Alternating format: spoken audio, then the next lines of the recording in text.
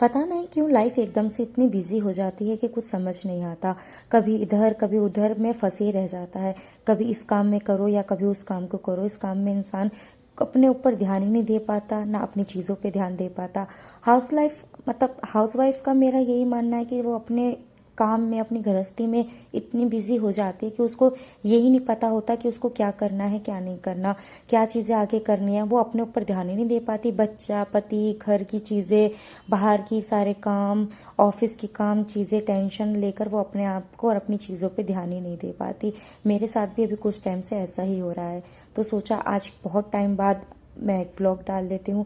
नए साल पे कहीं जाने पर मैं इतना बिजी हो गई कि मुझे ना व्लॉग डालने का टाइम मिल पाया और ना ही कुछ और करने का। हेलो फ्रेंड्स, कैसे हैं आप सब? Welcome to my vlog. और आज मैं बहुत टाइम के बाद एक व्लॉग शूट कर रही हूँ।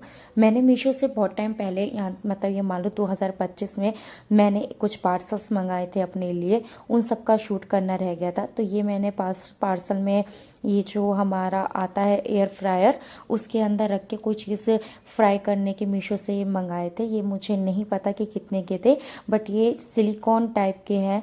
इसे शायद सिलिकॉन ही बोलते हैं। ये जो भी मतलब इसको मटेरियल बोलते हैं, मुझे इसका आइडिया नहीं। तो ये मैंने मंगाया था। मैंने देखा था कि इसमें काफ़ी सारी चीज़ें लोग रख के बना सकते हैं, जिसकी वजह से ना परेशानी नहीं होती है और दिक्कत नहीं आती, मतलब खाना ऑयल वाली चीज़ों पे। तो इसीलिए मैंने ये मंगाए थे। मुझे 3 मिले हैं और अच्छे खासे साइज़ के थे। उसके बाद ये मैंने मंगाया है एक ऑयल, इसे ऑयल बोल सकते हैं। ये क्लीनर है जो पीतल के और तांबे के बर्तन साफ करता है। बहुत टाइम से सोच रखा था कि मैं आपको बताऊंगी, बनाऊंगी, दिखाऊंगी, पर क्या है ना, लाइफ इतनी बिजी हो गई कि ना मैं आपको बता पाई, ना मैं आपको साथ शूट कर पाई।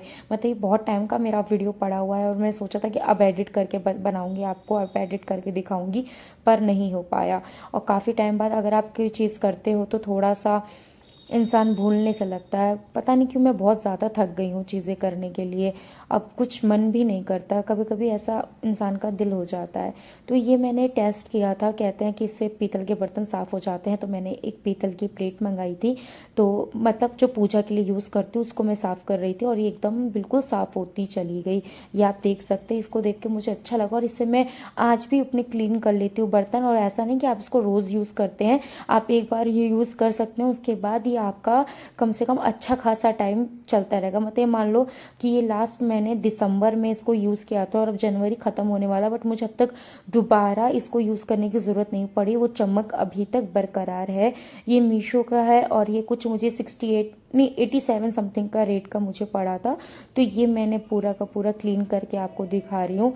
इसकी इतनी चमक देखकर मतलब मैं तो सच में बहुत मतलब इम्प्रेस हो गई थी कि हाँ यार ये चीज़ ठीक है। और ये एक मेरे दीपक भी है जिसको मैं क्लीन करना था, और ये मैंने डिफरेंस भी दिखा रही हूँ कि देखो ऐसे काला हो गया था और एक ऐसे अब तक चमचमा रहा है। तो ये एक ऑयल है जो मुझे मिला, ये मुझे बहुत पसंद आया। अब मिलते हैं जल्दी एक न्यू ब्लॉग के साथ। क्या पता मैं अब कंटिन्यू